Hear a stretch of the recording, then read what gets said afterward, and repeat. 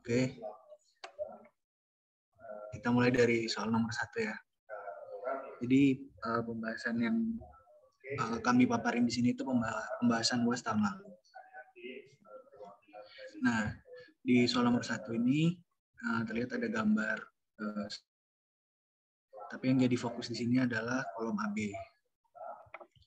Nah, kolom AB ini tingginya 4 meter, profilnya WF 350, 175, 6 sampai 9. Nah, terus diketahui juga beban-beban yang bekerja. Beban aksialnya 100 kN, terus beban gesernya 2 kN. Terus MU1 sama MU2, bedanya MU1 sama MU2 ini apa? Nah, yang MU1 ini di dalam arah sumbu lemah. Nah, arah sumbu lemahnya itu yang kiri kanan. Nah, sedangkan arah sumbu kuatnya itu MU2 itu yang masuk sama keluar layar. Ini MU2. Nah, terus ditanyain yang pertama, periksa apakah kolom AB cukup kuat dalam memikul beban tersebut. Terus pertanyaan yang kedua, kalau misalnya bracing ini dilepas, itu diasumsiin besarnya VU dan MU berubah meningkat 2 kali, terus disuruh nulisin langkah-langkah yang akan dilakukan untuk memeriksa kekuatan kolom. Langsung aja ke jawaban yang A dulu.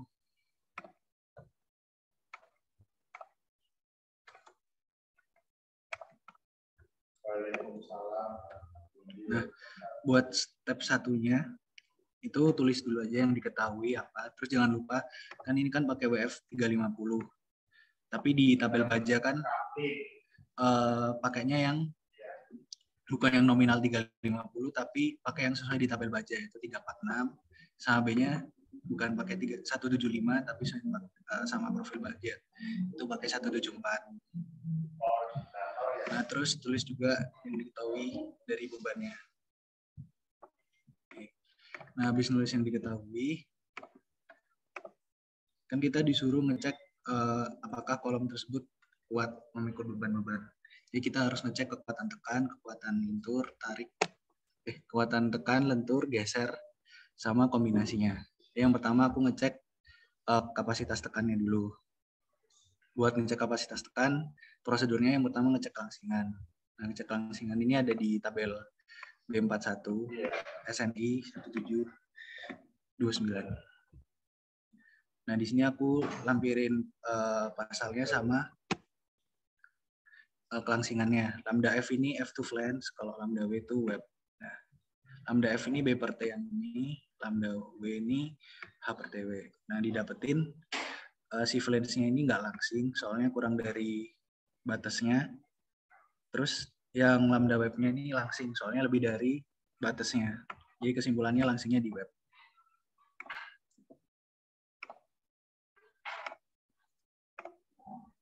Nah, terus buat prosedur berikutnya, cari AG-nya di tabel baja, terus L-nya kan diketahui 4000 atau 4 meter. Nah, K-nya pakai 0,7, soalnya kan tadi kalau misalnya dilihat dari gambarnya, itu kan sendi jepit. Sendi ini jepit, jadi pakai K-nya 0,7 atau koefisien. Nah, terus cari panjang efektifnya sesuai pasal E2, yaitu K kali L, dapatnya 2800. Terus ini data dari profil baja juga, jari-jari girasi arah X sama Y-nya. Terus kita cari nilai kelangsingannya pada arah X sama arah Y. Dimana buat nyari kelangsingan itu rumusnya L K per R. Nah, terus nilai kelangsingan yang dipakai itu nilai kelangsingan terbesar, itu 72 yang ke arah Y. Jadi dia bakal nekuk ke arah Y. Nah, terus angka berikutnya kita nyari FCR. Nah, buat FCR itu ada 2 rumus. Jadi pertama kita ngitung lambda aksen. Lambda aksen itu yang ini 4,71 akar I per FY. Itu dapatnya 133. Nah, sedangkan lambda kita kan 72,165. Berarti kita pakai rumus yang ini. Soalnya lambda kita kurang dari 4,71. Dapat FCR-nya segini. Terus buat FE itu rumusnya kalau nggak salah.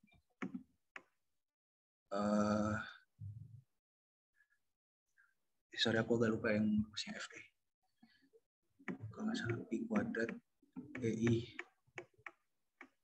per lambda kuadrat. Harusnya ini sih rumusnya. Pi kuadrat EI per lambda kuadrat. Terus habis dapat nyari FE, baru bisa nyari FCR.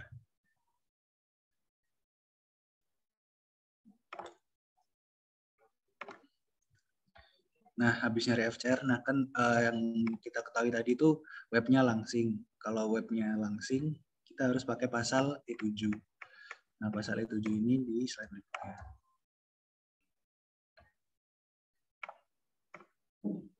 Ya udah, langsung cari aja kita nilai lambda R akar FI per FCR-nya. Terus nilai lambda ini tuh kelangsingan web kita. Nah, kelangsingan web kita kan tadi dapat 50. Nah, terus ternyata si lambdanya lebih dari ini, lambda R-nya. Nah, jadi B efektifnya pakai rumus yang ini. Di mana C1-nya sama C2-nya ada di tabel E71.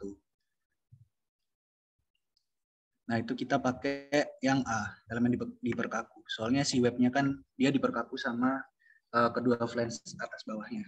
Jadi C1 pakai 0,18, C2-nya pakai 1,31. Terus cari FVL-nya juga. Terus FCR udah didapat di perhitungan berikutnya. Ntar bakal dapat B efektifnya. Nah, tapi di sini B efektif itu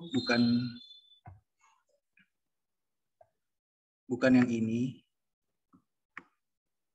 tapi elemen yang langsing. Jadi B efektif itu yang bagian H-nya. H webnya yang ini. Nah, yang ini. Jadi makanya aku di sini sebutnya HE. Nah, dapat HE-nya 293, sekian. Dari yang awalnya ini sekitar 300-an. Nah, terus kita bisa nyari AE. Nah, AE itu rumusnya AG min H min HE kali TW. W itu tebal web. Terdapat luas efektifnya dari yang awalnya luas grossnya 5.000 sekarang jadi 4.900. Terus dapat deh kapasitasnya. Kapasitasnya berarti FCR kali AE kali faktor reduksi. Terdapat. Oke, next.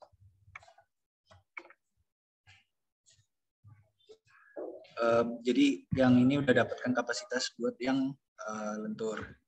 Terus kita juga ngecek kapasitas buat yang tekuk torsi. Nah, buat nyari yang kapasitas tekuk torsi itu rumusnya ada di SNI pasal E4, rumus yang ini. Nah, jadi kita harus ngolek data dulu. IXI ini ada di tabel profil baja. Terus nyari J, konstanta J ini rumusnya. Ambil yang terkecil dari 1/3 BH per 3. Ini udah dijelasin di asistensi sebelumnya. Didapat J-nya, terus H0. H0 itu jarak antara pusat flange. Jadi dari ini pusat flange-nya di sini kan. Nah, ini H0. Terus CW itu rumusnya kalau buat IWF IY H0 per 4 kuadrat. Terus G sekian, FE-nya merumus yang ini, terus dapat FCR-nya. Nah, buat nyari FCR-nya gimana itu pakai dari pasal yang sebelumnya. Nah, kan kita udah dapat nilai FE-nya nih. Ntar bandingin FE per FE-nya lebih dari 2,25 apa kurang dari 2,25. Ntar rumus FCR-nya sesuaiin aja. Ntar dicek lagi habis dapat FCR ke section E7 soalnya webnya langsing. Nah, terus didapetin lambda R-nya itu 84, sedangkan lambda kita kan 50. Jadi karena kurang dari lambda R-nya, jadi AE itu sama dengan AG. Nah, terus dapat kapasitas menahan tekuk torsinya. Ya, rumus FCR AE. Nah, terus sudah dapat kapasitas lentur sama kapasitas torsinya, kita ambil yang terkecil, yaitu kapasitas tekuk torsinya. Terus bandingin sama gaya aksial yang bekerja itu 100 kN, ntar dapat G/C-nya. Itu yang kita buat kapasitas tekan. Terus kedua cari kapasitas lenturnya. Ini aku persingkat aja biar lebih cepat, soalnya masih ada nomor yang lain. Jadi yang pertama buat kapasitas lentur itu cek kekompakannya di tabel B41B. Nah, biasanya ini FYI aja, kalau misalnya dari tabel profil baja itu udah pasti kompak. Soalnya yang di pasaran yang dijual itu pasti kompak kecuali kalau custom. Oke, terus langkah berikutnya itu cari kekuatan lentur lelehnya, yaitu FY kali ZX. ZX-nya bisa pakai rumus yang di modulnya Pak Muslinan kalau misalnya pakai IBF. Terdapat MP. Nah, MP itu ntar dipakai lagi buat perhitungan torsi, lentur torsi. Nah, ini tekuk torsi, sorry. Nah, buat tekuk torsi, kan harus cari dulu nilai LB. Nah, LB-nya kan tadi diketahui 4000 mili. Terus cari LP sama LR. Nah, buat LP itu rumusnya yang ini, LR rumusnya yang ini. Buat tips and trick juga, kalau misalnya ujian kan ujiannya offline. Jadi, kan di sini ada beberapa variabel yang sama ya, JC per SX H0. Jadi ntar kalian tulis dulu JC per SX H0-nya berapa, misal sama dengan A gitu. Sama dengan sekian. Nah, ntar kalian di kalkulatornya tinggal gitu aja. Jadi biar ngitungnya nggak lama-lama. Kan soalnya pakai kalkulator. Oke, next. Ntar udah dapet kan nilai LP sama LR-nya, terus dibandingin LB-nya posisinya di mana, terus baru dia bisa nyari nilai MN di kapasitas torsinya. Nah, ini kan aku udah dapet nilai LB-nya itu di antara LP sama LR, jadi pakai rumus yang ini. Terus didapetin MN-nya 228,919. Oh ya, buat CB, biar cepet ngitungnya, di SNI itu ada kalau misalnya sambungannya sendi jepit, itu CB-nya langsung aja pakai 1,67. Terus kalau misalnya jepit-jepit, itu langsung aja CB-nya pakai 2,27 kalau misalnya. Itu udah ada di SNI. Jadi nggak usah ngitung lagi nilai MA di 1/4L, setengah L, sampai 3/4L. Soalnya banyak soal lain yang harus dikerjain juga. Ini cara cepat aja dari SNI. Oke, habis dapat tekuk torsi di sumbu mayor, terus cek D/C-nya. Terus udah. Terus ngecek di sumbu minornya juga. Nah, buat sumbu minor, rumusnya pakai yang ini. Ambil yang terkecil antara FY/ZY atau enggak 1,6 FY/SY. Buat ZY-nya juga pakai rumus dari modul Pak Musliman. Terus dapat MN-nya sekian. Terus bandingin lagi D/C-nya berapa. Oke. Nah, terus ngecek kapasitas gesernya. Buat nyari kapasitas gesernya, itu ada di pasal G. Rumusnya yang ini. Jadi step pertamanya kita cari CV1-nya. Nah, kalau misalnya H/TW-nya kurang dari 2,24, itu CV1-nya langsung pakai aja, nilainya 1. Nah, khusus kalau misalnya memenuhi yang bagian A ini, ntar nilai faktor reduksinya jadi 1 ya. Kalau selain yang A, itu pakai 0,9. Jadi ada tulisannya, for all provision in this chapter, except section G21. Nah, ini kan aku udah dapat H per TW-nya kurang dari 2,24 akar E per FY. Ya, langsung aja CV-nya pakai 1. Terus AW-nya 2076. Oh ya, buat nyari nilai AW itu overall depth times width thickness. Jadi kalau misalnya ini IWF, ini kan TW. Ini H. Jadi AW itu H keseluruhan dikali tebal webnya. Bukan H yang ini, tapi H keseluruhan buat menghitung AW. Oke, dapat VN-nya, dapat VW-nya, terus bandingin D per C-nya. Nah, terus baru ngecek kapasitas aksial lenturnya. Nah, ini ada 2 kasus, PC PR per PC-nya lebih dari 0,2 sama PR per PC-nya kurang dari 0,2. Nah, ntar sesuaiin aja, terus cari D per C-nya. Terus buat selanjutnya kapasitas geser lentur. Nah, buat kapasitas geser lentur ini acuannya ada di modulnya Pak Muslinang, pakai rumus yang ini. Nah, terus langsung cek aja. Oke. Nah, itu buat soal 1A. Terus buat yang soal 1B kan, soalnya gini, bila seluruh bracing dilepas, VU sama MU-nya nikah 2 kali, tapi MU-nya nggak berubah. Ya udah kalian bandingin lagi aja di per C-nya.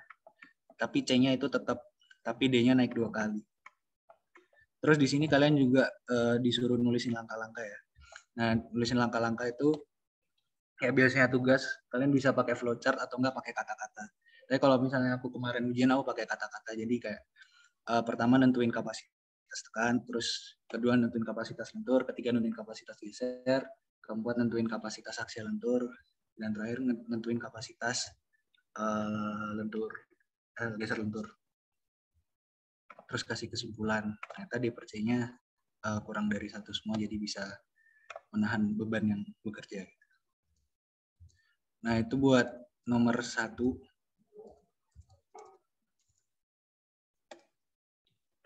Dari sini ada yang mau ditanya dulu?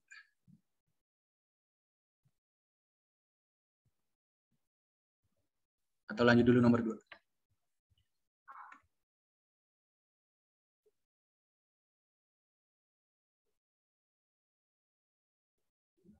Tes.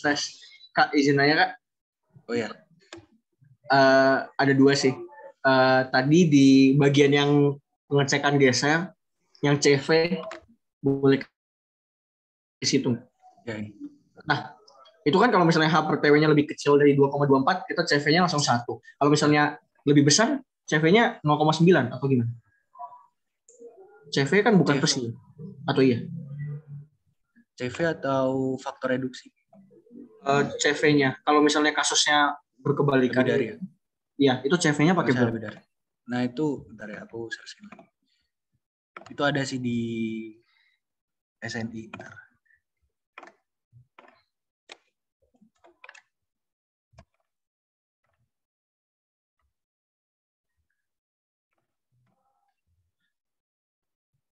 Nah, ini kalau misalnya H per TW kurang dari 2,24 pakai CV-nya 1 langsung. Nah, kalau misalnya selain dari itu ngecek pakai yang pasal B. Jadi kecek lagi kalau H per TW-nya kurang dari 1,1 akar KV E per FY bisa langsung pakai CV sama dengan 1. Kalau lebih dari 1,1 akar KV E per FY ini pakai rumus yang ini. Buat nilai KV-nya pakai ini. Kalau misalnya nggak ada pengaku transversalnya. Kalau misalnya ada pengaku transversalnya, dicari dulu nilai A per H-nya.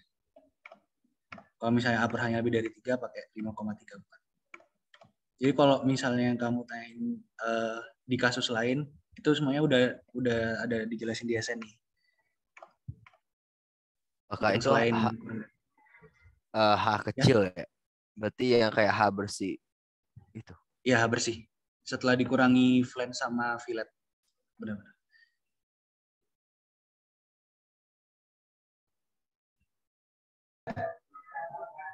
Berarti itu H yang web aja ya? Sorry Nick. Iya, iya. Oke, oke. Kak izin nanya Kak. Ya. Kalau nomor yang B, 1B, itu kita perlu ngitung lagi atau sekedar nulis kata-kata langkah-langkahnya lalu rumus-rumusnya aja, apa ngitung ulang lagi?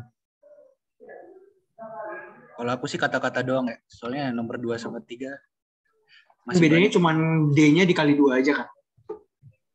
Oh ya, waktu ujian kemarin kalau nggak salah si Pak Muslinang mintanya juga cuma kata-kata doang. Nggak usah ngitung lagi. Oke. Tapi berarti basically nulisin ulang rumus-rumus yang udah kita pakai di soal A. Nggak harus nulis rumus. Oh, tapi tadi Kata-kata aja. tulisannya ada tuliskan juga rumus-rumus kan? Tuliskan besaran dan rumus-rumus yang digunakan. Oh iya. Oh, tulis aja gini. Untuk besaran dan rumus-rumus sudah tertulis pada bagian A gitu aja. Oh, oke, sip. Makasih, Kak. Soalnya masih banyak. Soalnya belum lagi yang sambungan, belum lagi yang nomor 3, nomor 2 itu. Ya pinter-pinternya aja. Itu tips dari gue sih. Gue nggak ngerti yang lain gimana tipsnya. Gue biasanya gitu soalnya. Gue mau nambahin sih. Iya. Sebenarnya nggak tahu offline gimana. Cuman kalau pas kita kemarin online ujiannya itu 15 menit awal sama kayak UTS. Si bapaknya ngejelasin soalnya dulu. Jadi bisa aja apa yang nggak ada yang nggak tertulis di soalnya tapi udah dijelasin bapaknya. Gitu. Metode pengerjaannya. Ya gitu. Mungkin offline juga si bapaknya bakal datang menjelaskan bagaimana. Oke, Bing. Iya. Itu jangan lupa perbanyak ini latihan pakai kalkulator. Terus kan di SN itu banyak yang rumusnya panjang, tapi sebenarnya ada beberapa variabel yang dipakai berulang-ulang. Nah itu kalian hitung dulu aja biar ntar hitungnya lebih cepat. Kayak yang tadi JC per SX, bla bla bla.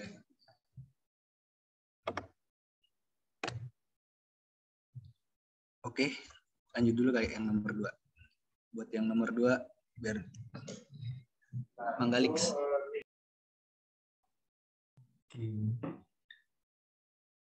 Ini kami share screen. Sabep, aku mau share screen Lix. Ya kamu aja lah boleh. Oke.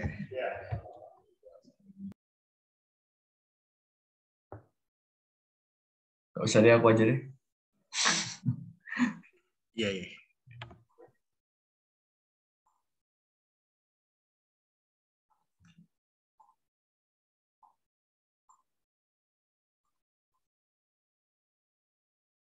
Kemudian yang nomor 2 itu tentang perancangan balok dan sambungannya. Jadi ada balok 6 meter, bebannya diberitahu, ini peletakannya jepit, karena 1/12 dan 1/24 kg. Kemudian yang pertama itu kita ditanya apakah kalian mendesain dengan menggunakan profil WF atau UNP dan jelas katanya. Terus kalian disuruh juga merancang profil balok sehingga mungkin.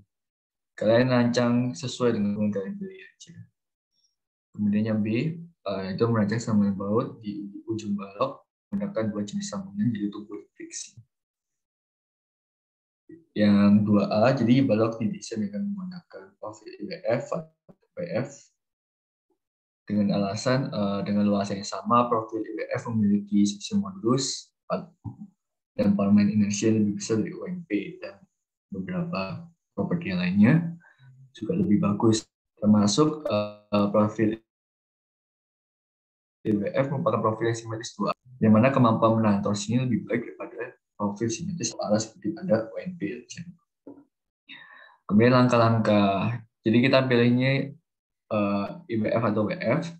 Jadi langkah-langkah pendesainannya kita menghitung bebannya. Jadi menentukan properti penapang minimum dari modulus section dan inersianya.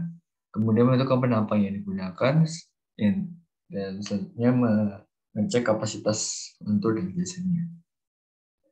Jadi menghitung beban yang terjadi, hitung Q-nya berapa, gaya geser di ujung kanan kiri berapa, momennya yang terbesar berapa, yaitu 60 km.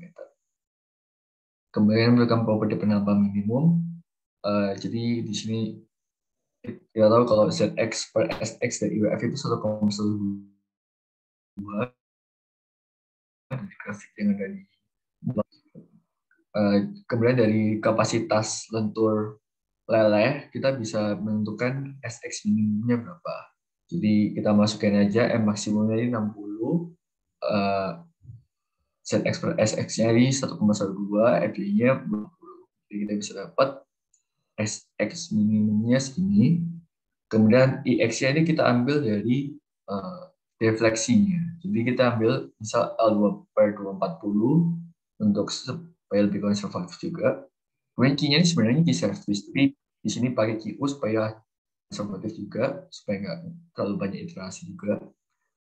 Kita bisa dapat ini 1350 cm per 4.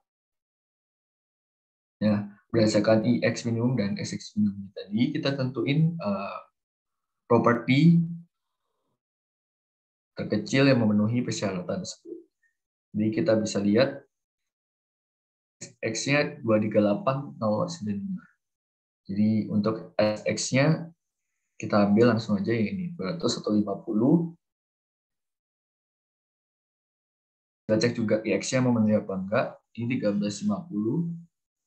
Dan kita lihat ini 2675. Jadi memenuhi, kita bisa coba pakai yang 200 150 69. Ini properti penampakannya dari tabel. Kemudian kita mengecek kapasitasnya. Jadi ini lihat aja. Pertama-tama kita cek kekompakan dari penampakannya menggunakan rumus dari tabel. Terus kita cek ternyata hasilnya adalah kompak semua. Dia lebih kecil daripada lambda P. Oke. Ya. Kemudian selanjutnya kita mengecek kapasitas lentur untuk lentur leleh sumbu mayatnya. Kita cari set X-nya berapa, kita cari N untuk lelehnya berapa. Nah, yang selanjutnya itu torsional bakrinya. Jadi kan kompak semua, jadi kita pakai subbab yang F22. Kita cari H0-nya berapa, J1, J2. Kemudian nilai C-nya ini simetris ganda, di nilai 1. LB-nya dari soal itu 6 meter, 6000 mm. Ini LP-nya bisa kalian hitung juga. Nah, ini LN-nya ini yang rumusnya panjang banget, kan bisa asumsi variabel atau kalian langsung tulis juga nggak apa-apa. Misal aku pakai KA KB dengan KA-nya adalah segini. Sekalian masukin lagi ke rumus awalnya, kalian bisa memperoleh LN di sini. Nah, kalau kita lihat LB ini terletak di LP dan LR. Jadi kita menggunakan rumus sesuai dengan case-nya. Yaitu rumusnya seperti ini. Nah, karena kasusnya adalah jepit-jepit, berarti kita bisa pakai JB-nya 2,27, sehingga kita bisa memperoleh kapasitas untuk LTP-nya adalah 111,348, yang mana lebih besar daripada 4,04. Sehingga kita mengambil kapasitas lenturnya sebagai nilai minimum di antara keduanya. Dan demikian kita bisa memperoleh kapasitas desainnya adalah 66,8, yang lebih besar daripada 60 km. Kita bisa lihat kalau DPC-nya itu 0,9, yang mana ini tentunya ekonomis. Kemudian kapasitas desainnya, kita menggunakan subbab G321A. Kita cari nilai H-nya. Untuk H yang ini tuh H untuk penentuan H per TW-nya. Jadi untuk H per TW-nya kita menggunakan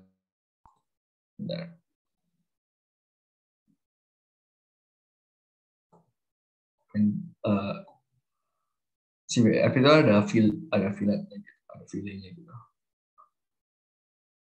Nah, jadi yang kita ambil itu ininya untuk H per TW. Jadi kita kurangin nilai H-nya,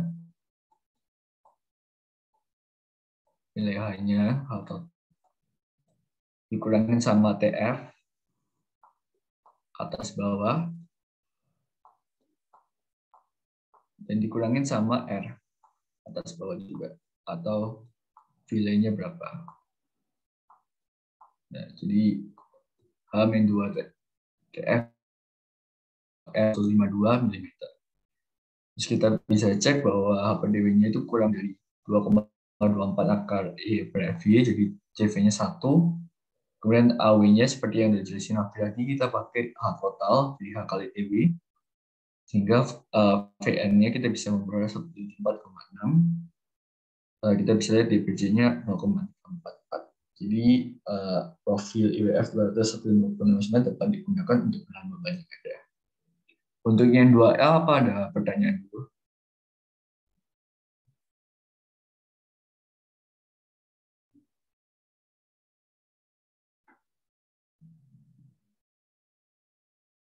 Oke, kalau misalnya nggak ada, lanjut sama Suranta. Oke. Share screen.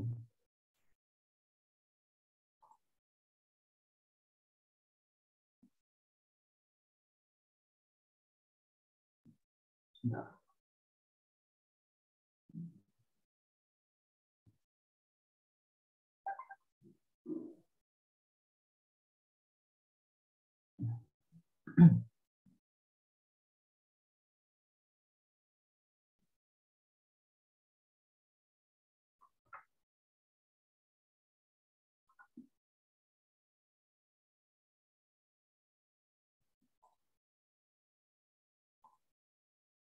Ini share screen udah nampak belum?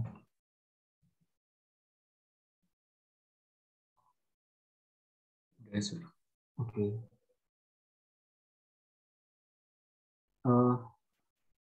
Tadi di recall dulu kalau yang digunakan itu baloknya IWF 200 150 69. Oke. Nah, sekarang yang 2B itu soalnya kita disuruh untuk mendesain sambungan baut di ujung balok dengan menggunakan dua jenis sambungan. Itu tumpu dan friksi. Nah, jadi kalau aku ngerjainnya, aku anggap dia misalnya ditumpukan ke kolom, misi baloknya.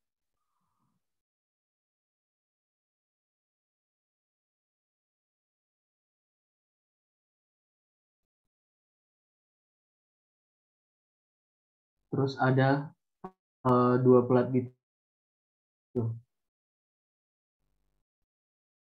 Nah, sebenarnya kami asisten juga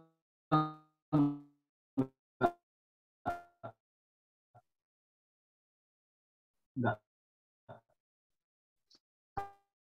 takut ini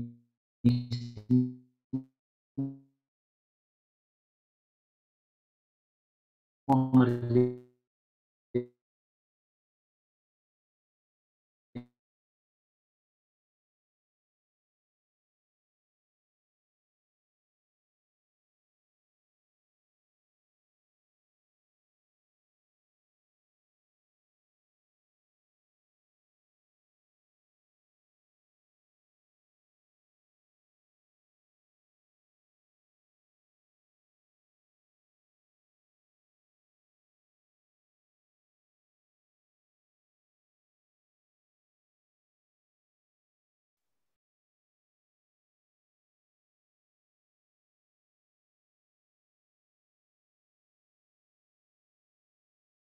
Halo, Sur. Ini yang lag, Sorry, aku apa Suranta ya? tadi sampai mana?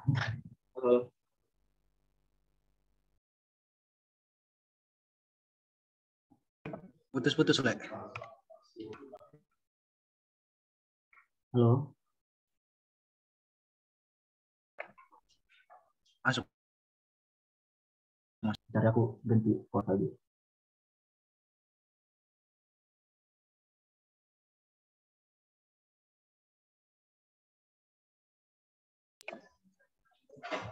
Dilanjutin nomor 3 dulu kali. Sambil nunggu Suranta. Keslik.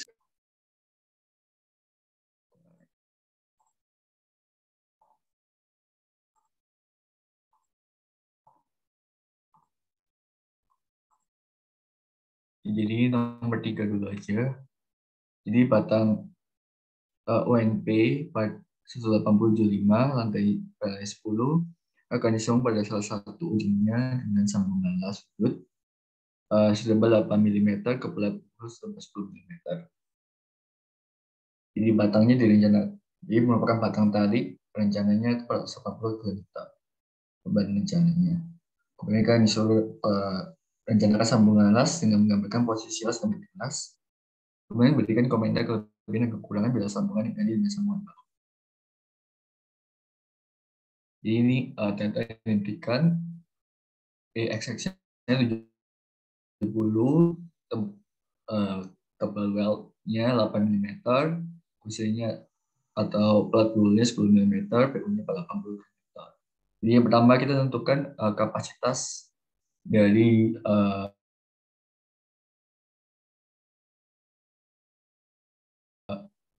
weldnya, per meternya, las dan bahan dasarnya. Jadi untuk las kita lihat T efektifnya berapa, itu angka 2/2 atau 0,707 dari T weldnya. Dia dapat 5,656, kemudian F rupture dari weldnya itu kita ubah ke MPa dari KSI kurang lebih kali 7 harusnya. Jadi 490 MPa. Kemudian kita bisa cari VRN weldnya 0,75 kali 0,6 F.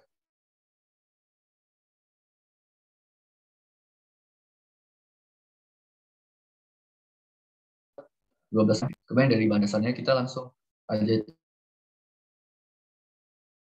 cek dari pelat penyambungnya aja. Tebalnya 10 mm. Kemudian VRNB untuk bahan dasarnya itu sebenarnya kita ambil dari minimum geser rupture-nya berapa sama geser lelehnya berapa. Nah, kalau misalnya kita udah hitung ini, kita bisa dapat nilai minimumnya itu 1.500 Newton per milimeter.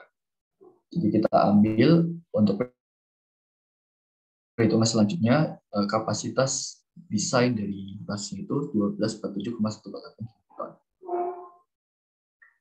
Nah, kita untuk desainnya ini sebenarnya kalian bisa juga buat untuk satu arah atau arah longitudinal aja. Tapi di sini saya buat jadi arah longitudinal dan transversal. Barangkali kalau kalian minta untuk longitudinal dan transversal. Karena sebenarnya tebal dari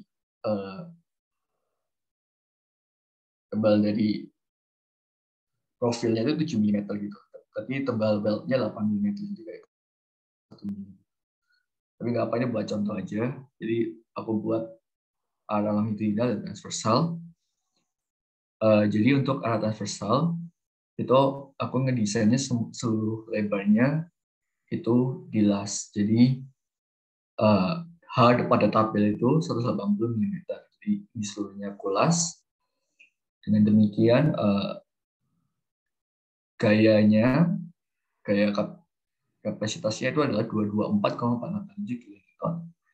Nah, untuk menentukan arah longitudinalnya, berarti dari beban yang terjadi kita kurangi dengan gaya kapasitas dari arah transversalnya. Nah, untuk model yang seperti ini itu di SNI itu kita ambil nilai kapasitas maksimum dari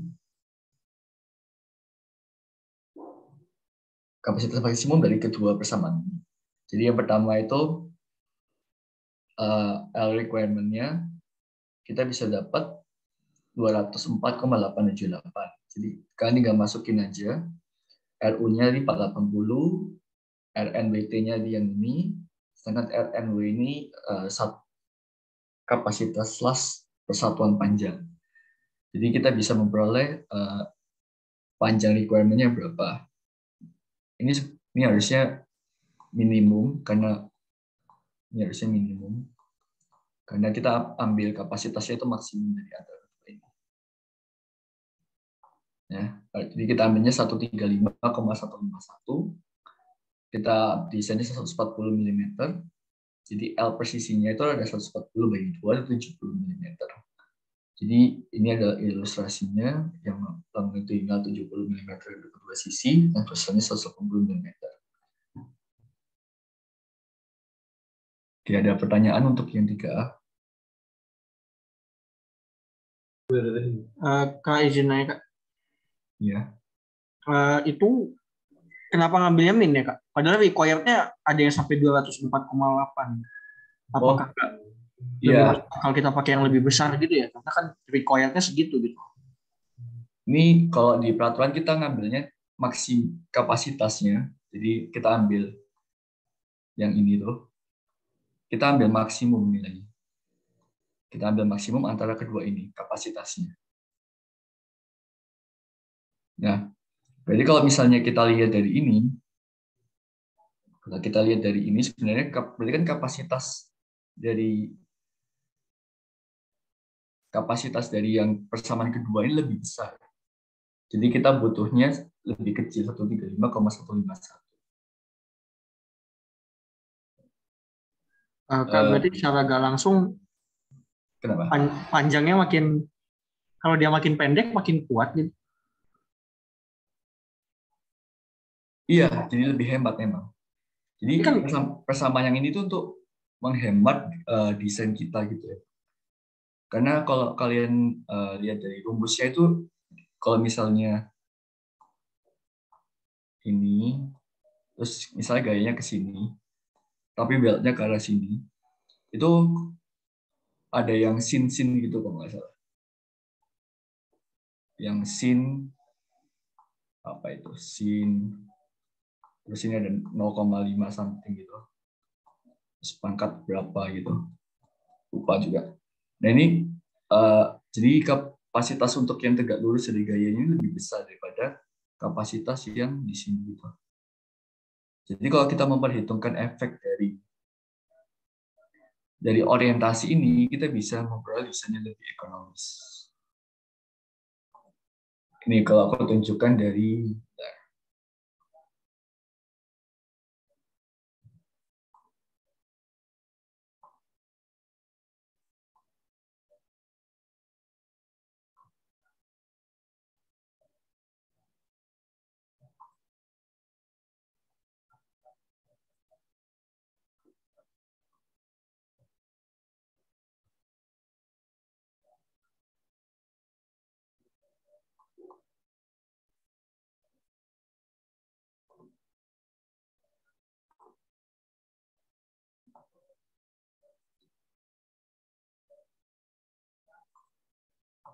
ini dari kalau misalnya ASC atau SNI, jadi RN-nya untuk grup kelas itu ditentukan berdasarkan yang terbesar di antara kedua ini.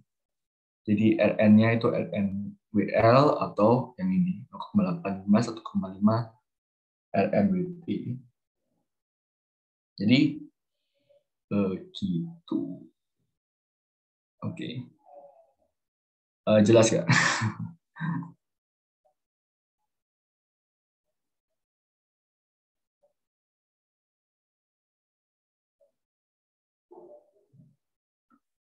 kalau nggak ada pertanyaan mungkin lanjut Kak, ke bentar Kak, itu kan jadi ngambilnya yang paling besar kan ya, greater of the following gitu kan. iya. Berarti kayak penulisan yang kayak max sama L1, L2 tuh harus dibuktiin dulu nggak sih?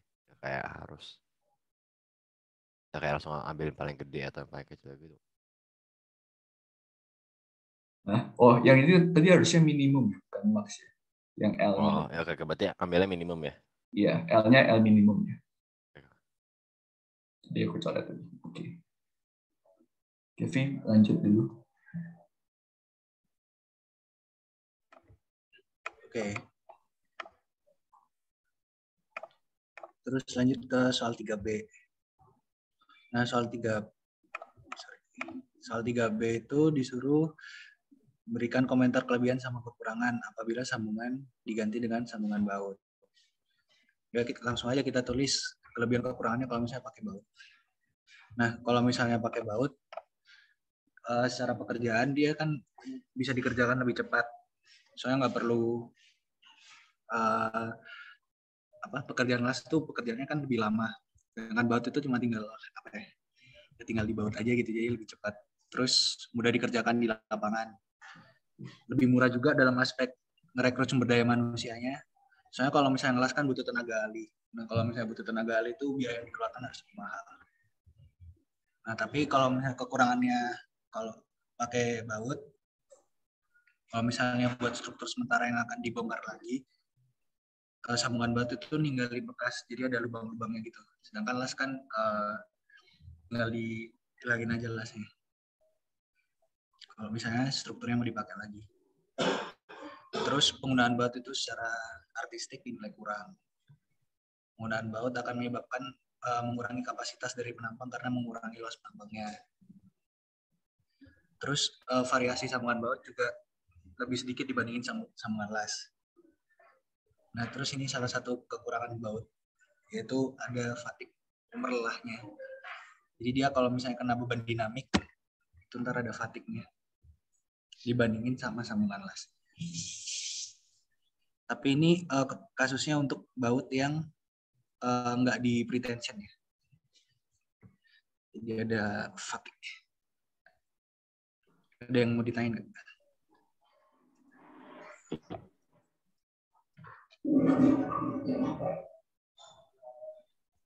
Ya harusnya jelas sih. Ini kalau soal-soal kayak gini emang harus baik baca sih.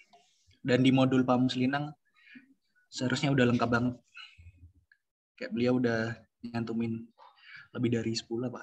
Ada belasan kelebihan kekurangannya baut sama las di modul. Oke, lanjut nomor 2B dulu kali. Oke. Suruh udah aman lah. Lu aja yang share screen, King. Nggak apa-apa. Oke. Nah, mungkin aku ulangin aja ya. Nah, jadi di pengerjaan nomor 2B ini aku pakai perencanaan sambungan yang 2 plat sambungan gitu, atas dan bawah, 2 plat L.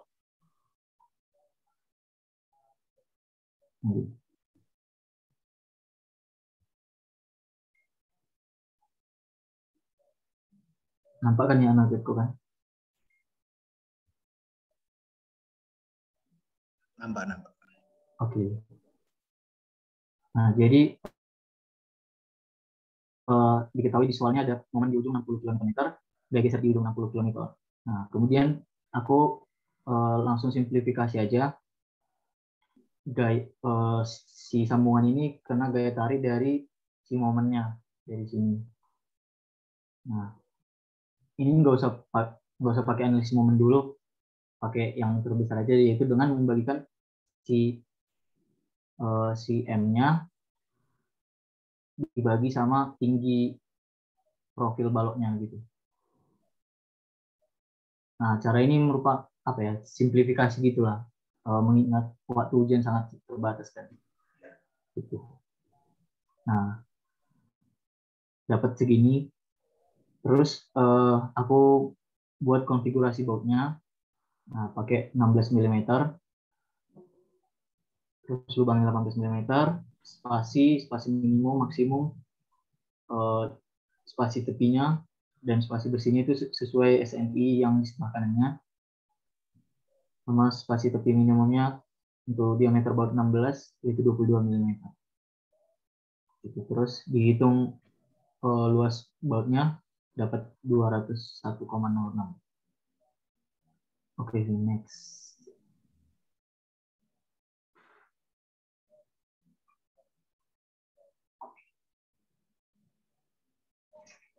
Nah, kemudian kapasitas baut tipe tumpu itu mengikuti SNI yang poin 6 bab J pasalnya berapa ya? Pokoknya poin 6 lah. Nah, itu Fm dikali AB, terus nanti dikali P juga 0,75 untuk kapasitas tarik dan geser. Oh iya, kalau di Pak Muslinang, di modul Pak Muslinang itu kapasitas tarik dan geser baut itu berbeda besarnya, tapi kalau sesuai SNI sama di sini terbalik. Oke, nah terus hitung juga efaksen NT-nya untuk yang kombinasi tarik dan geser, karena ini kan ada gaya geser dan gaya tarik tadi kan, sambungan tipe tumpu. Dapat PRN-nya, kapasitasnya, terus nanti dapat jumlah baut per 2 blok pelat. Mungkin agak membingungkan ya. Jadi kan gini. Nah, jumlah balok per 2 blok pelat itu maksudnya per arah gini. Karena satu balok di 2, misalnya kan jadi satu ini gitu, satu blok maksudnya. Jadi nanti totalnya sebenarnya ya total satu itu ada 8 gitu kan. Dari sini kan ada 4, ini satu, ini 2 yang mewakili 2 baut, satu garis. Jadi ada 8 untuk satu ini. Oke, next.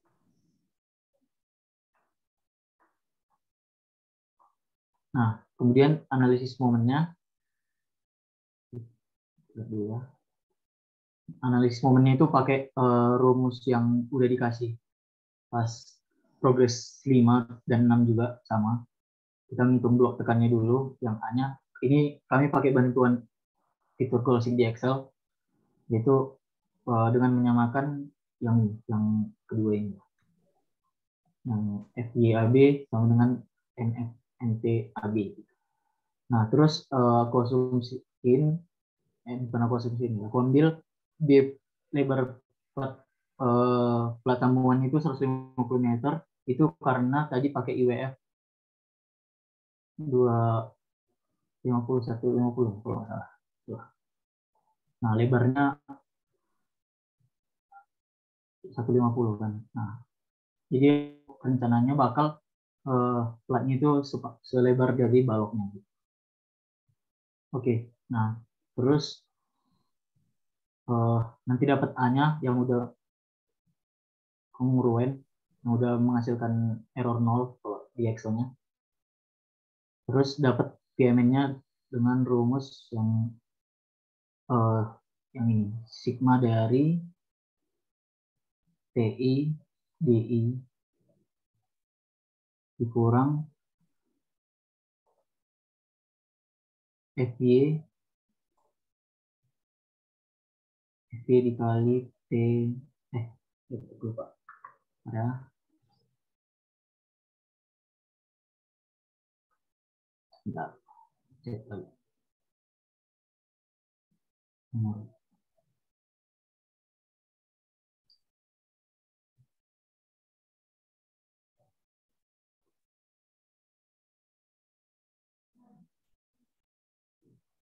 FY A B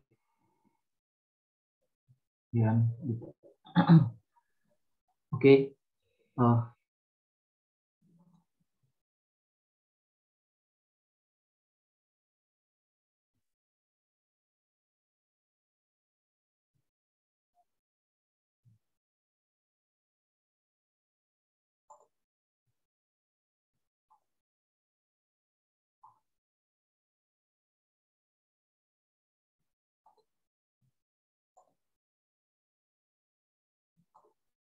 Tadi kan ada 2 plat kayak gini. Cek. Suara aku putus-putus ya? Halo? Jelas. Oke. Nah, jadi kan tadi ada jarak tepi. Nah, ini yang pertama. Aku nomorin dulu.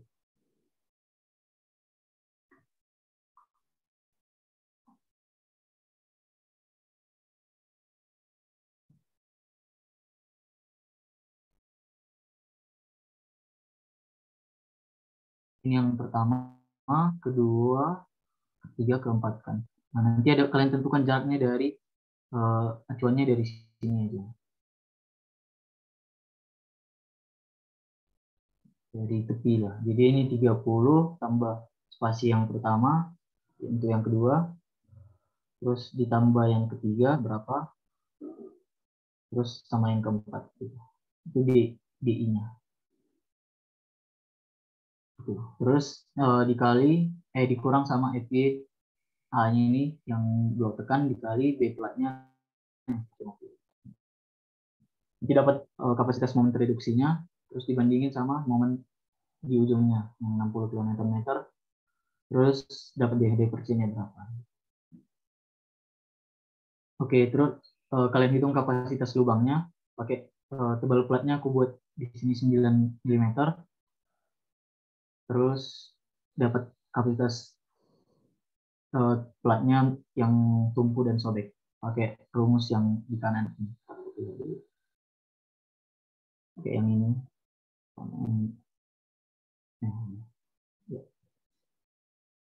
Nah, kalian pastikan nilai yang terkecil dari sini itu udah lebih besar dari kapasitas satu baut. Kapasitas geser satu bautnya. Oke. Next V. Nah, kemudian karena tadi diminta yang sambungan friksi juga, tipe friksi kalian hitung, ini harusnya mu ya, lupa dan ini kalian hitung kapasitas friksinya. Sebenarnya lebih mudah sih.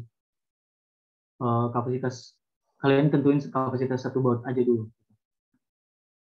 Jadi pakai rumus yang di poin 8 di sini, pakai rumus yang ini.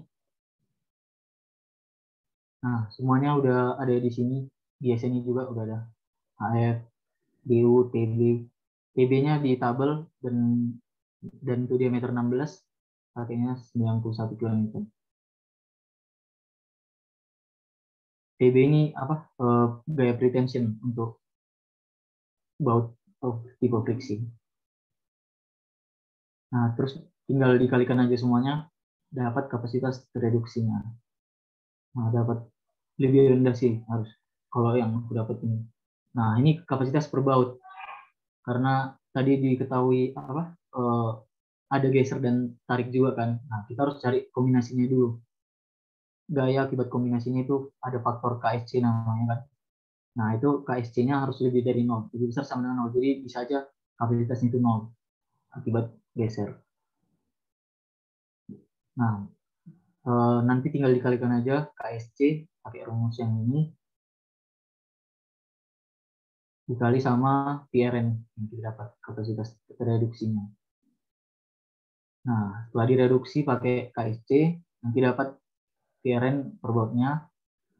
Setelah itu kita cari jumlah bautnya. Nah, dari apa?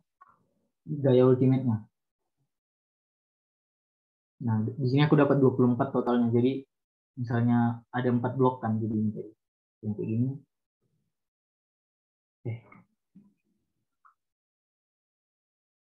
Nah, ini blok 1, blok 2, nah, blok 3, blok 4 gitu. Jadi minimal ada 6 satu blok kan. Nah, jadi misalnya kayak gini 1 2 3 1 2 3 1 2 3 1 2 3. Nah, gitu. Saya kalau dari samping ya.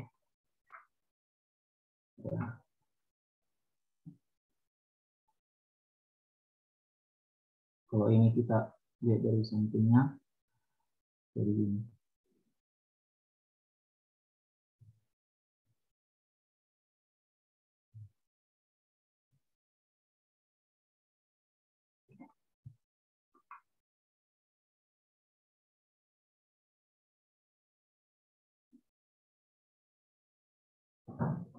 Oke, itu ya, ada 6 satu bloknya. Yang sebelah yang dinempel ke balok juga ada 6, ke yang di samping juga ada 6. Untuk satu sisi platnya gitu. Oke, lanjut tuh. Oh ya, ada. Nah, sebenarnya masih ada lagi itu ngecek sambungan ngecek kapasitas plat, tapi caranya straightforward. Kalau kata Pak Muslim straightforward kayak yang tubes, jadi nggak kami cantumin. Oke, gitu sih. Ada yang mau ditanya? Oh Kak, mau nanya dong Kak. Ini sebenarnya juga kayak berhubungan sama tugas ya. Iya. Itu tuh kalau misalkan kita ngitung kapasitas pelat ya, itu tuh ngambil pelatnya gimana ya? Kayak maksudnya berarti ngambil penampangnya tuh, misalkan, boleh balik Kakak. Aku aneh tadi kali ya. Nah, itu tuh berarti nanti di ngitungnya tuh di sininya ya. Kan soalnya misalkan tarik ke sini nih. Iya. Oh, berarti nanti kayak misalkan ininya berapa ya? Kita ambil penampang yang L yang 400 misalkan. 400 berarti tapi lebar IWF misalkan berapa sih? 150 ya berarti. Nanti berarti ngambilnya 150 kan? Ya nggak sih? 150 dikurang berapa gitu. Bener nggak? Iya, betul. Jadi sebenarnya tuh aku gambar 3D-nya ya.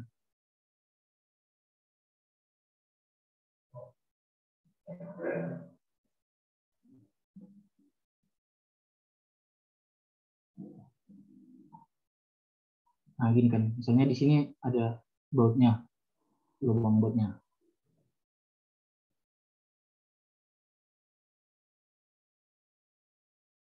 Nah, kalau kasus tadi itu lebarnya kan 150 kan. Nah, ini 150. Di sini juga 150 dan tebalnya tadi aku ambil 9. Nah, jadi kalau yang ditarik kan nanti jadi ke arah sini kan. Misalnya kapasitas tariknya. Oke, jadi yang kena itu yang daerah sini aja, yang di bawah sini. Penampang yang dihitung itu yang di bawah sini. Gitu. Jadi lebarnya 150 dikali 9. Itu luas. Oh, berarti agaknya 150 ke 9 kan karena bukan yang Ya, dari tapi samping. jangan lupa P-nya yang ditarik ke arah sini, P-nya ke arah sini, yang di bawah juga ikut kan. Jadi dikali 2 lagi.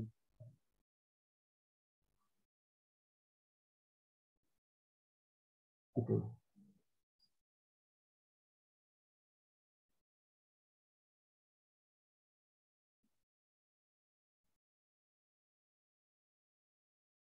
Oke, amannya? Oh, sama ini Kak, misalkan kalau misalkan apa? Kapasitas tarik yang baut ditumbuk ya. Iya. Itu tuh berarti ngitungnya kapasitasnya tuh bautnya yang dianggap tuh sini aja atau gimana? Yang di sini aja atau semuanya gitu? Kalau misalkan Oh, dia tarik gitu. itu yang aku bilang tadi kan. Jadi kalau nah ini ada di sini. Enggak. Coba V yang kapasitas tarik sebelum di halaman sebelumnya.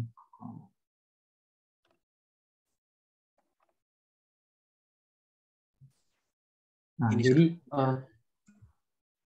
ya yang ini deh. Nah, jadi kalau di Pak Muslinang itu gaya tarik dan gaya gesernya berbeda. Jadi kalian cari kalau mau mengikuti mode Pak Muslinang, kalian cari kekuatan tarik, kalian cari kekuatan geser dengan rumus yang berbeda. Ada di modulnya Pak Muslinang.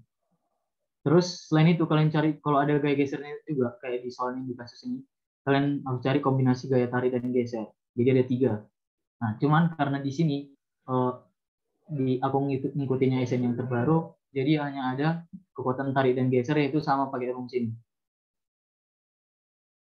Gitu kan. Cuman yang membedakan nanti FNT sama FNP gitu lah. Kan ini diketahui ya dari apa mutu bautnya gitu.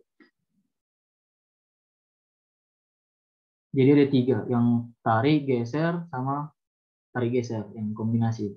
Nah terus kalau aku sih buatnya untuk nentuin jumlah bautnya ini pakai beban terbesarnya tarik atau gesernya gitu. Kalau kalian mau lebih konservatif, kalian jumlahkan tarik dan gesernya terus dibagi sama yang paling kecil dari yang antara 3 ini. Gitu aja. Oh, terus buat masang ke pelatnya itu kan uniform ya, misalkan sebawah. Ya, ya. Nah, tapi itu berarti kan misalkan sini Kak penampangnya ya, gini. Iya. Nah, itu tuh nanti bautnya itu dimintanya berapa sih? 8 totalnya. Berarti di sini, sini, sini. Sorry, gimana gambarnya? Salah.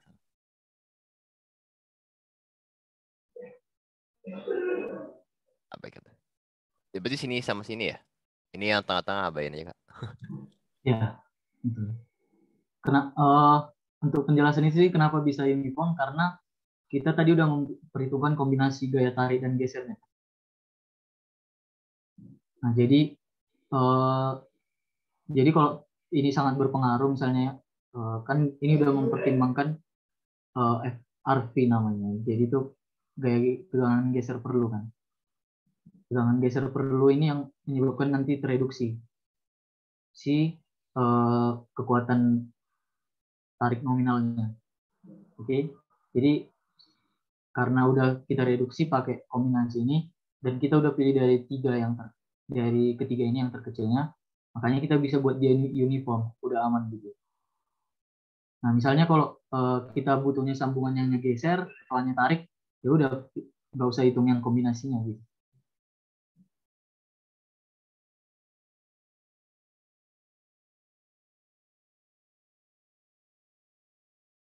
Gimana? Oh, lebih ke pasang bautnya sih Kak, yang kayak masih agak bingung gitu.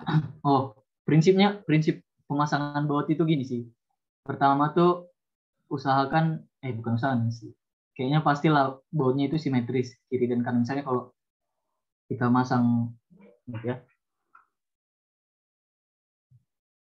kita masang di plat kayak gini kan, pertama tuh nggak mungkin satu doang, ya kan? Satu gini, mungkin yang satu. Yang kedua, jadi dia pasti minimal 2 lah kan. Gitu.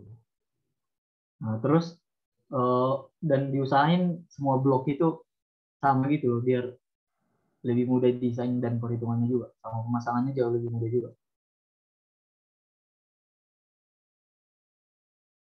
Itu sih.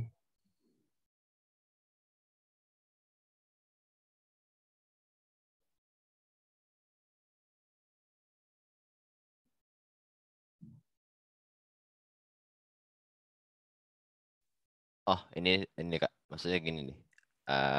Maaf agak muter-muter jadi hitungannya. Oh.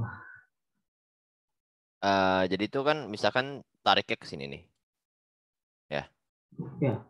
Nah, itu baut yang berkontribusi ke apa? Kapasitas tarik tuh yang sini sama sini juga. Atau Iya. Dua-duanya berarti Kak. Soalnya kan Dua-duanya tapi nggak tarik ya, maksudnya yang vertikal ini yang vertikal ini dia berkontribusinya tarik murni kan. Yang di bawah ini geser. geser. Berarti nanti pas di perhitungan kapasitas dikalinya yang satu pakai apa? Yang RNT sama yang satu lagi RNV ya. Ya betul.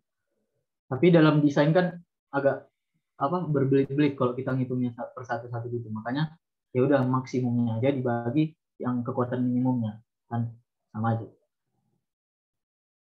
Yang penting aman gitu.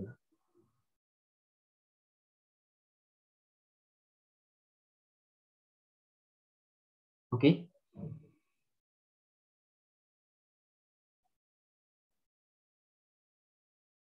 Oke. Oke. Ada pertanyaan lain?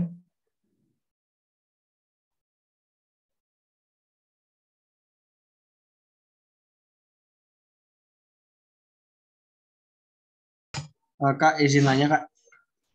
Oke.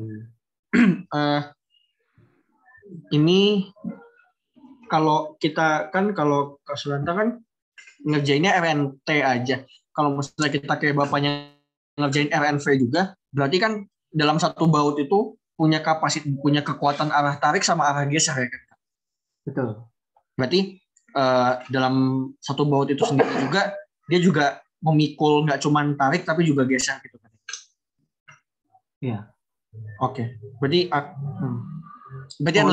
analisisnya bisa beda dong. Kalau misalnya aku pakai SNI kan cuma ngitung RNT doang. Berarti asumsinya kayak bukan. Gimana? Tadi mungkin salah ngomongnya aku ya. Di sini sebenarnya gaya tarik dan geser. Tarik dan geser. Jadi RN ini masih rumus umumnya, nanti dikali FN kan. FN itu ada FNT untuk RNT, ada FNP untuk RNT. Jadi ada dua di sini kayaknya. Jadi aku terhapus. Ada FNP juga sebenarnya. di RNT. Di RNT. Ini RNT. Yang di atas RNT, yang kedua harusnya ada RNT juga. Jadi kayaknya lebih kecil sih. Oh, jadi tetap ada kapasitas tarik sama kapasitas geser ya. Iya betul. Untuk Nah, mau nanya kalau di friksi Kak, mungkin ini kasusnya bukan untuk desain sih, tapi misalnya untuk ngecek kekuatan. Itu tuh kalau baut jenis friksi itu kapasitasnya tuh cuman geser aja apa gimana?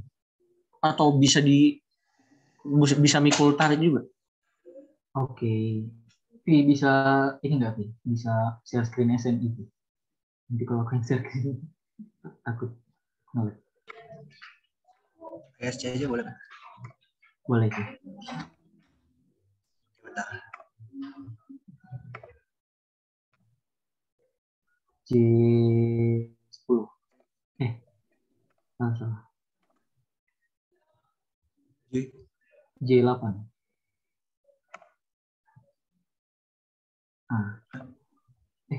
Beda ya?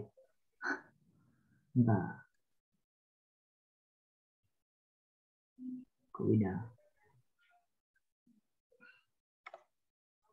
J38.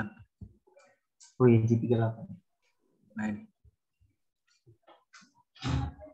Ini slip critical connection. Nah, jadi si connection ini, si slip critical connection ini atau friksi, sambungan tipe friksi ini kan dia bakal dikencengin. Misalnya kita nyambungin dua plat gitu ke arah sana sampai ke arah sini. Nah, terus ada bautnya kan di sini.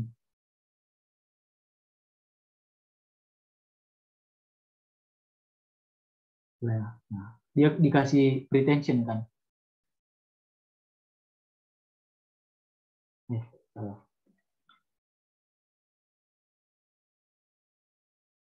Pretension. Jadi kayak gak dikasih gaya apa namanya? Kan dikencengin bond ini. Jadi dia bakal ada gaya tekan tersendirinya lah dengan pretension ini. Ya kan? Jadi dia sebenarnya ini menahan pakai gaya friksinya gitu. Nah, ketika gaya friksinya ini terlampaui, dia bakal balik lagi ke baut tumpu gitu.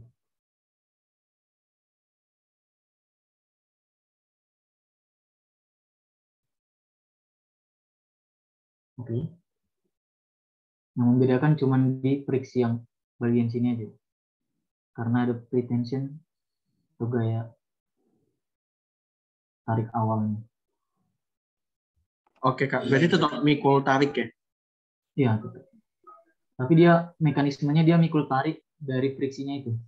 Berarti ngitung kapasitas tariknya nggak bisa sama kayak tumpu kan?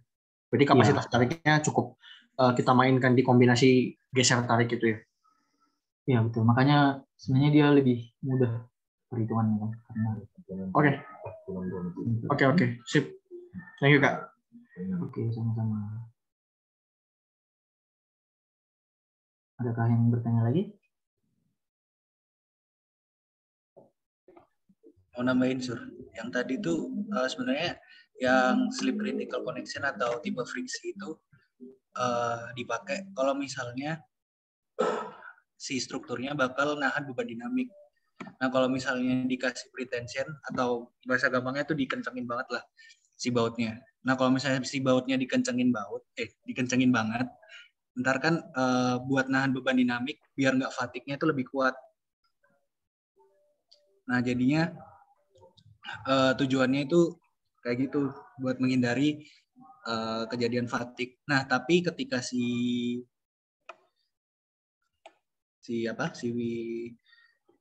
ini kan ini bautnya udah kenceng banget nih, berarti udah kuat banget. Nah ketika si tahanan gesekannya ini udah nggak kuat atau udah selip, baru si sambungan bautnya ini balik ke tipe tumpu kapasitasnya. Bedanya tipe tumpu sama yang slip critical nih, cuma si slip critical ini lebih dikencengin aja si bautnya. Nah kalau bautnya udah nggak kenceng lagi atau udah slip, ya dia balik lagi ke tipe tumpu. Itu sih kalau konsepnya bedanya slip critical atau tipe friksi sama tipe tubuh.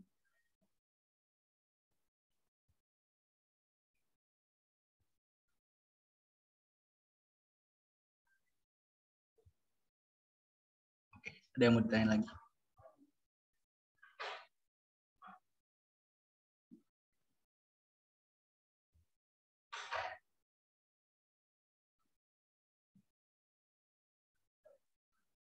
Aku mau nambahin lagi deh buat tips ngedesain yang kelas. Bentar.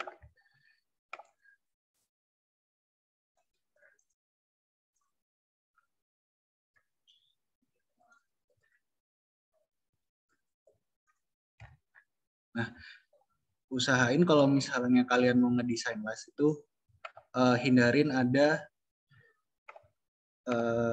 gaya eksentris atau gaya yang menyebabkan adanya momen. Nah, momen itu terjadi ketika si pusat masanya itu nggak sama dengan pusat massa las. Pusat massa penampangnya nggak sama kayak pusat massa si lasnya.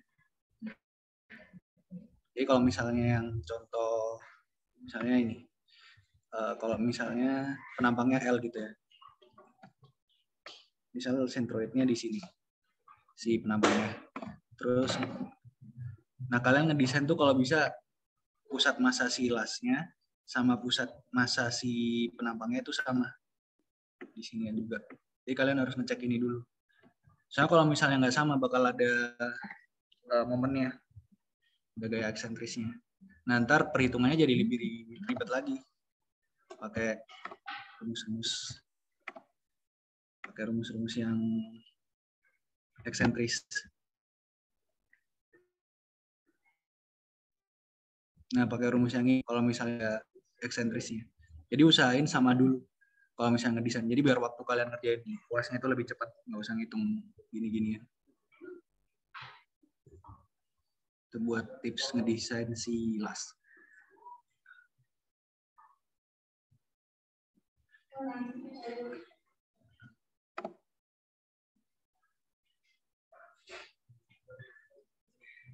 Ada yang mau ditanyain lagi?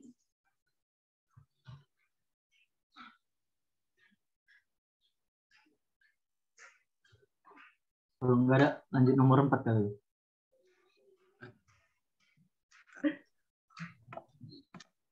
PPT. Coba share screen PPT. Ada nomor 4. Oh ya. Oke. Jadi nomor terakhir itu ada nomor 4. Nah, dan ini soal paling ini ya. Soal paling menyita waktu.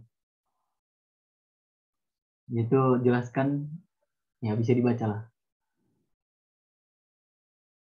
Menurutku ini sebuah hal yang penting bagi Pak Muslina dalam menilai UAS kalian.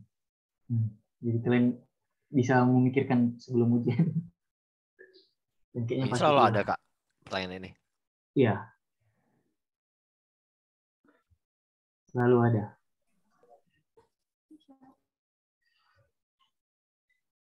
Jawab aja, yakin nggak sih? Kalau bisa kalian jelaskan sejelas dan sepanjang-panjangnya. Kalau yakin tapi nanti salah gimana Kak? Kenapa? Kalau kalian apa? Kalau yakin tapi perhitungannya salah. Gak apa-apa. Yang penting kalian ngerjain aja. Maksudnya itu sebenarnya kayaknya nggak terlalu peduli angka. Asal nggak ngaco banget lah. Soalnya jujur aja kita 3 kayaknya jawabannya nggak ada yang sama persis gitu. Bahkan satu nomor juga nggak ada yang sama persis. Dan nggak ada yang selesai. Komplit. Apalagi sambungannya.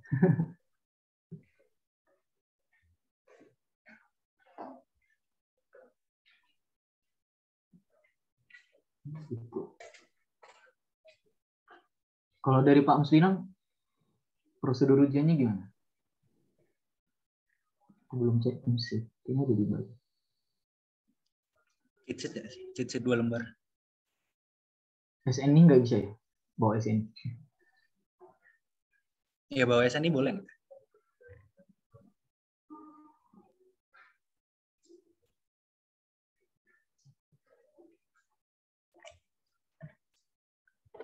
sebelum tahu ya. Udah dikasih tahu belum sih sama Pak Muslina prosedur ujiannya?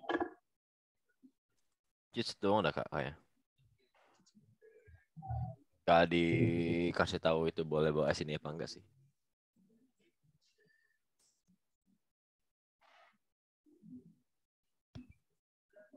Tidurnya 2 lembar.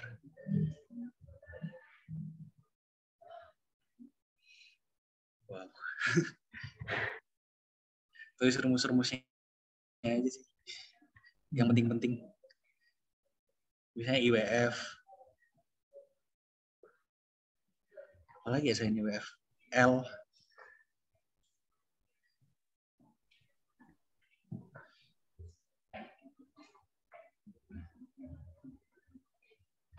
Oh iya, kalian misal menjawab soal, pastikan kalian menjawab soal yang kalian paling yakin dulu sih.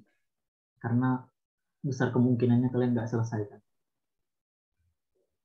Jadi mending kalian fokuskan di yang paling yakin dulu. Dan kalau bisa semua soal terjawab, pasti nggak selesai. Atau bahkan dengan hanya kata-kata yang dijawab. Ya itu. Yang penting harus ada yang terjawab pakai langkah pengerjaan, pakai kata-kata. Jangan sampai kosong lah.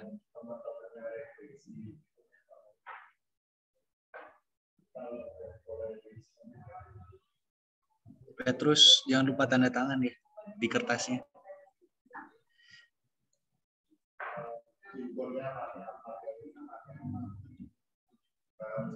Kalau bisa tanda tangannya di awal aja gitu.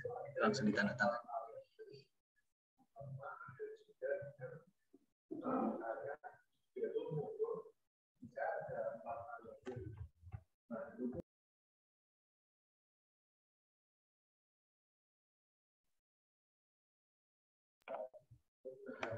Ada yang mau ditanyain lagi? Pasti terkait tugas atau buat UAS ini.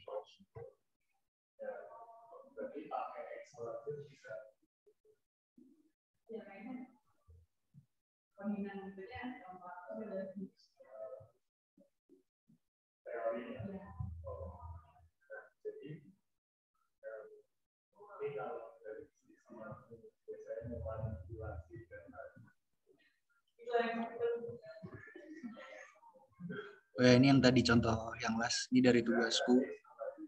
Jadi langkah pertama sebelum ngedesain tuh cocok-cocokin dulu lah ini. Pusat masa silasnya sama pusat masa si penampangnya. Nah kalau misalnya udah mendekati, ya udah bisa diasumsiin nih nggak ada gaya eksentris.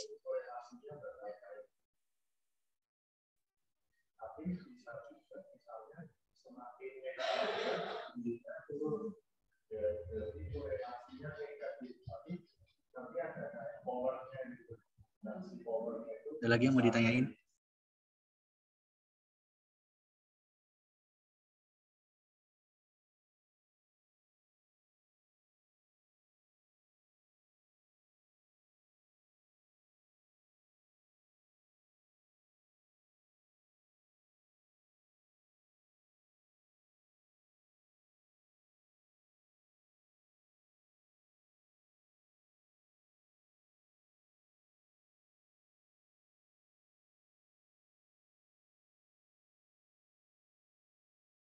Halo Kak, suara aku kedengeran nggak Kak?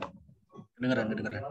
Oke, ini mau nanya sih Kak, buat yang di bagian geser yang di SMI kan ada yang G2 tuh ada ini ya, ada yang perhitungan tanpa aksi medan tarik sama yang perhitungan dengan memperhitungkan aksi medan tarik. Nah, aksi medan tarik itu maksudnya apa ya Kak?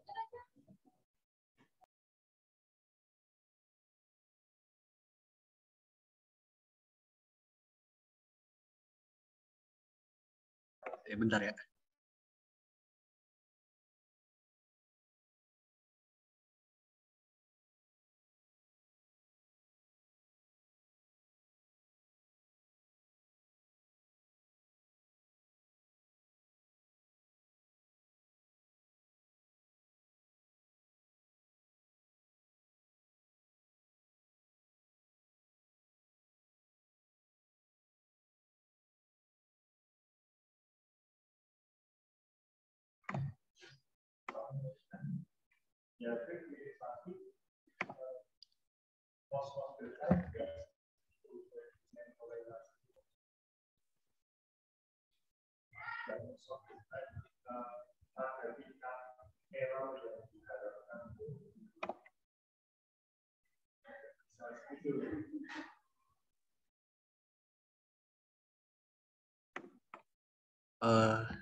Nah ini jujur aku sebenarnya kurang paham sama konsep apa sih medan tarik. Kalau misalnya di IAS ini namanya tension field action. Kalau misalnya aku lihat di Google ini, tension field action ini terjadi kalau misalnya ada pengaku lateralnya, ada pengaku kayak gini. Nah, gara-gara ada pengaku lateralnya ini ada potensi terjadinya tension field action atau apa sih medan tarik tadi. Jadi kalau misalnya nggak ada pengaku lateralnya, berarti nggak usah pakai yang dengan medan tarik itu. Langsung aja pakai rumus yang satunya. Oh, berarti kita ngitung yang ada aksi medan tariknya kalau di soalnya dikasih tahu di elemen struktur itu ada pengaku lateral gitu ya, Kak? Ya. Kalau ada pengaku lateralnya bisa dipakai. Yang dengan tension field action. Oh, oke, kan juga. Ya, ini.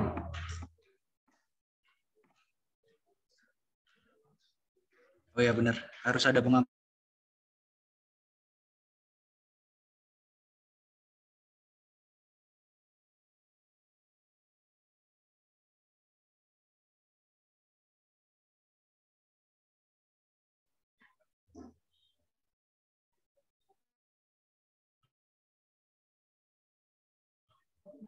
Ada yang mau ditanya lagi?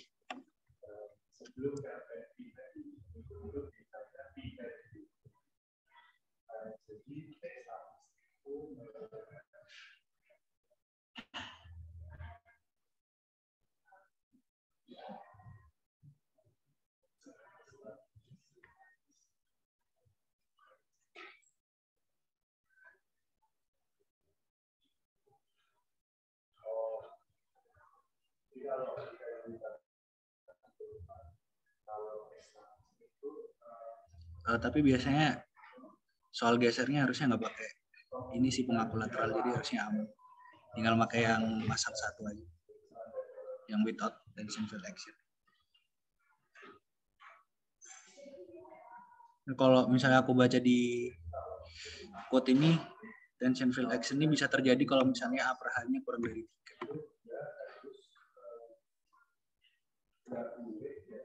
Kalau misalnya masih lebih dari 3, bisa dikonsider nggak ada tension field action.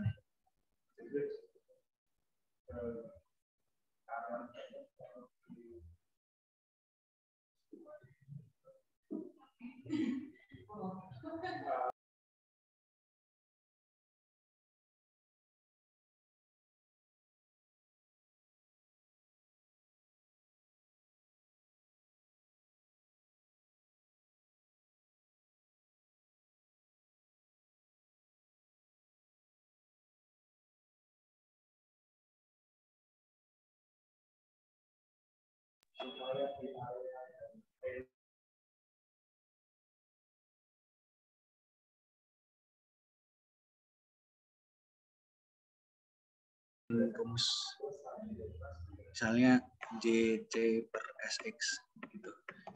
Itu kalian mending langsung hasilnya aja. Jadi kalian langsung hitung di kalkulator terus langsung kasih hasilnya. Asalkan nilai J sama C sama SX ini udah di state di sebelumnya. Kalau misalnya belum di state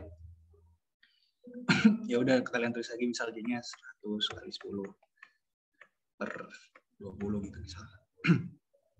Kan kalau gini kan bisa buang waktu. Mending kalian stay dulu di awal baru langsung hasilnya pakai kalkulator. Jadi biar lebih cepat ngerjain.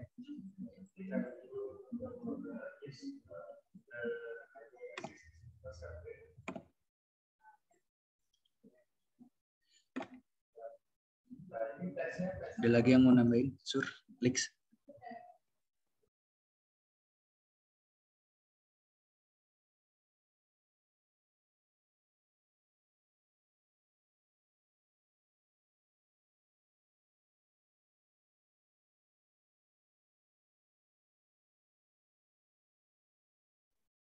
Paling ini sih, karena besok ujiannya pagi, jadi jangan terlalu larut.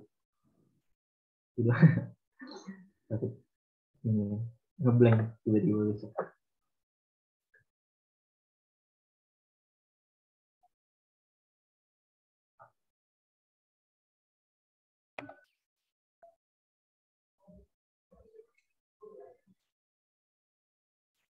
Jangan lupa teliti juga kerjanya.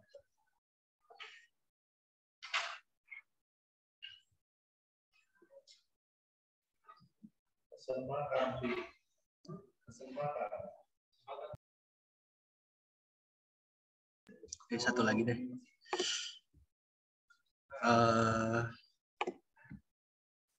Kalau misalnya perhatiin jumlah waktu ngerjain baut, apa sih namanya?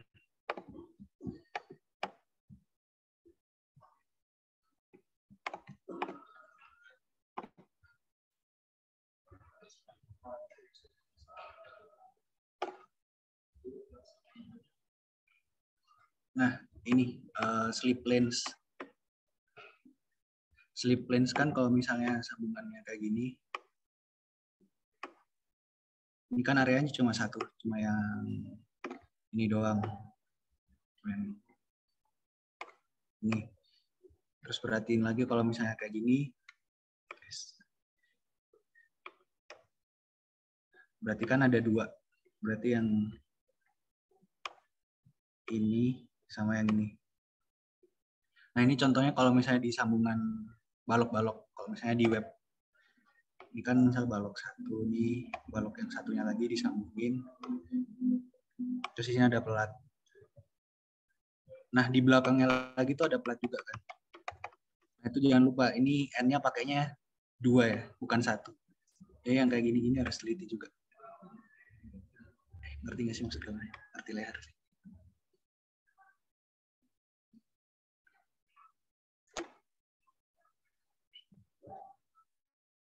Apa lagi ya?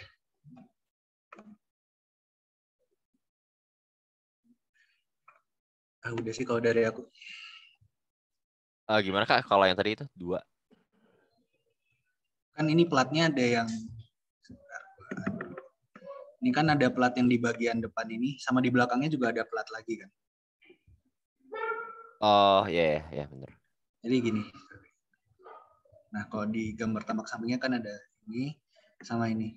Terus sambungannya kan sampai sini kan. Nah, berarti slip lens-nya itu ada di sini sama di sini. Ada 2. Kalau sambungan balok-balok contohnya. Ada able. Kok sas gitu loh.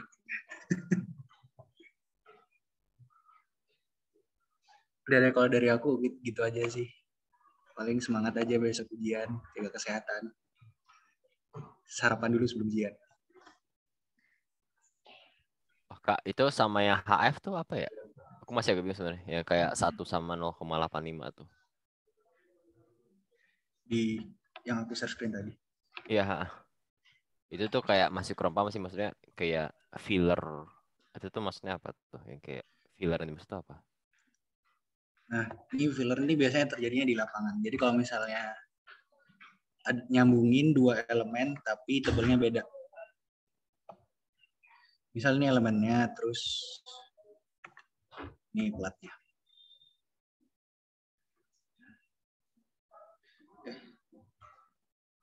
Ya, gini. Ini platnya. Terus disambungin gini kan. Nah kan di sini ada kosongan gini kan. Nah, takutnya dia malah turun ke bawah gini. Nah, daripada turun ke bawah, makanya diisi sama si filler. Fillernya warna apa ya? Warna ini. Nah, filler tuh yang ini. Dia bukan elemen struktur, cuma kayak apa ya? Gue nggak ngerti di lapangan tuh bentukannya apa, gabus apa gue nggak ngerti. Cuma konsepnya filler tuh kayak gini. Jadi dia mengisi ruang kosong buat nyambungin 2 elemen yang tebelnya beda. Nah, di sini kan tulisannya cuma for one filler. Seharusnya kalau harus lebih lengkapnya, kalau nggak ada filler, sama 1 filler itu HF-nya 1. Nah, kalau misalnya 2 atau lebih, HF-nya pakai 0,85. Ya kan kalau yang di kasusnya kita kan nyambunginnya nggak sampai elemennya beda, jadi nggak sampai butuh filler. Nggak butuh filler pun nilai HF-nya bisa kita asumsiin 1. Itu sih konsepnya filler. Ngerti nggak? Ya Kak, ngerti Kak. Oke.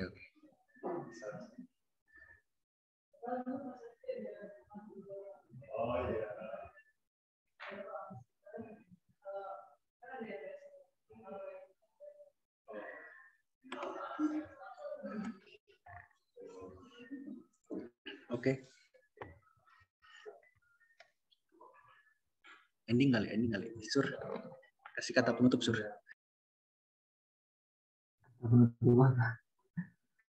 Oh, ini sih paling sebelum ditutup ngingetin lagi bahwa masih ada tugas dan tugas. Tolong dilengkapi yang belum lengkap. Jangan ada tugas yang belum yang nggak dikumpul. Apalagi tugas kecil karena bisa dicek Pak Musina. Tetap semangat. Makasih juga udah jadi partner, ya kan? Yang judul ya ada judul tugasnya tugas struktur beton. Jangan lupa diganti ya. Makasih udah mau mendengarkan kita, udah mau jadi teman diskusi.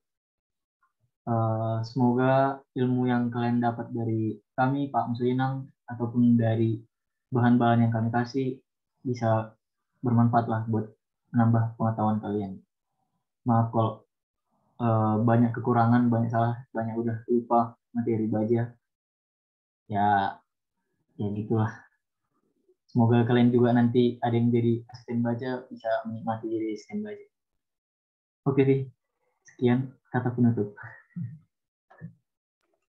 Oke, dari gua juga sama kayak Suranta, thank you banget udah diskusi sama kita bareng-bareng. Terus sorry banget kalau misalnya kita masih slow respon. Pokoknya minta maaf lah buat kesalahan kami semua, gua, Suranta, sama Felix. Ya semoga kalian besok ujiannya lancar. Ya semoga indeks A lah ya. Amin.